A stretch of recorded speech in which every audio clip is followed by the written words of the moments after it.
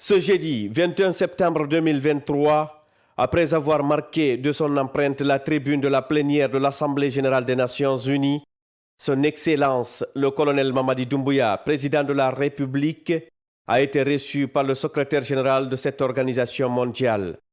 Cette rencontre d'une importance cruciale a permis aux deux hommes d'échanger sur les défis mondiaux actuels tels que la menace terroriste, la famine et de manière plus générale sur la question des systèmes de gouvernance. Le colonel Mamadi Doumbouya a exprimé sa gratitude au secrétaire général pour l'honneur qui lui a été fait, ainsi qu'au peuple souverain de Guinée, avant de lui réaffirmer son engagement à œuvrer pour la promotion de la paix et de l'unité nationale. M. Antonio Guterres a adressé ses chaleureuses félicitations au chef de l'État et l'a rassuré de l'entière disponibilité de son organisation pour accompagner la République de Guinée dans la réussite du processus de transition enclenché le 5 septembre 2021.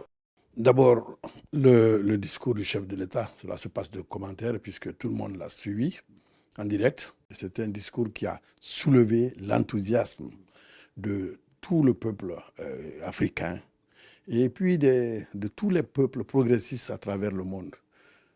Les gens sont venus à la place du chef de l'État pour le féliciter, pour lui serrer la main et pour dire que c'est le nouveau visage de l'Afrique qui est là. Nous étions tous très fiers pour cela. Deuxièmement, le chef de l'État, dans l'après-midi, après ce discours, a eu l'honneur d'être reçu par son Excellence, M. Antonio Guterres, le secrétaire général des Nations unies. Je me dois obligatoirement de dire quelque chose d'important qui a été dit par le secrétaire général. Il a dit qu'il a la Guinée dans son cœur, pour une raison toute simple. La Guinée a soutenu la lutte de l'indépendance de la Guinée-Bissau.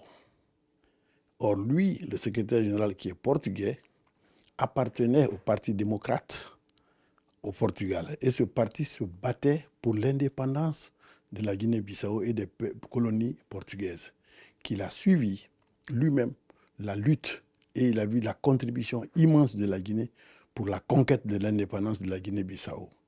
Et ça, à cause de cela, qu'il tient la Guinée dans son cœur.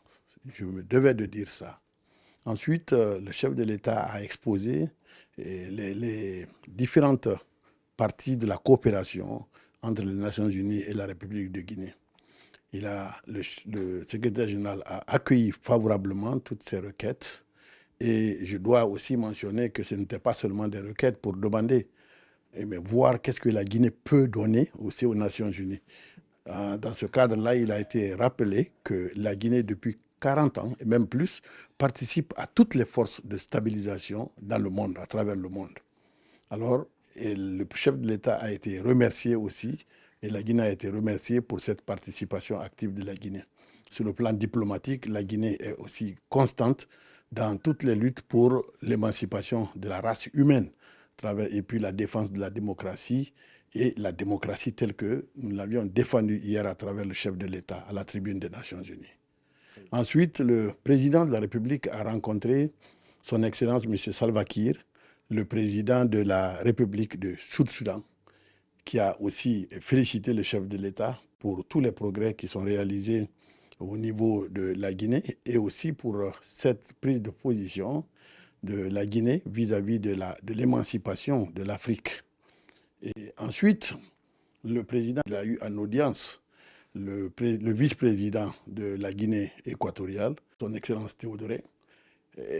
Et ce fut un échange très enthousiaste et le vice-président a dit toute son admiration pour le chef de l'État et il a dit que l'axe de coopération entre les deux Guinées devrait être, comme son père l'a dit d'ailleurs, devrait être encore plus active, plus animée que cela. Donc dans les jours et les mois à suivre, nous allons assister à cette redynamisation forte de la coopération entre nos deux pays. La veille de son intervention à la tribune des Nations unies, le mercredi 20 septembre 2023, le chef de l'État était l'hôte du président de la République du Rwanda, son Excellence, M. Paul Kagame. Ces deux dirigeants, dont les relations d'amitié sont solidement établies, ont saisi cette opportunité pour évoquer des sujets d'intérêt commun et discuter des problématiques liées aux multiples crises qui secouent actuellement tous les États du monde. Avant juste sa prise de parole, il a eu aussi l'honneur d'être reçu en audience par son Excellence, M. Paul Kagame, le président de la République du Rwanda. Les deux personnalités qui s'estiment beaucoup à l'heure actuelle et qui s'apprécient mutuellement et qui ont une même vision pour l'Afrique et pour leur peuple, se sont rencontrés pour renforcer, pour d'abord passer en revue tout ce qui a été décidé à Conakry lors de la visite du chef de l'État rwandais et pour voir comment on peut encore aller plus loin. Et vous savez, entre-temps, il y a eu un échange d'ambassadeurs entre les deux pays. Je pense que diplomatiquement, ça a été la période la plus courte connue d'échange d'ambassadeurs. Parce que quand les pays disent qu'ils vont échanger des ambassadeurs, ça prend du temps. Des fois 1 an, 2 ans. Mais automatiquement, je crois que c'est moins de 6 mois.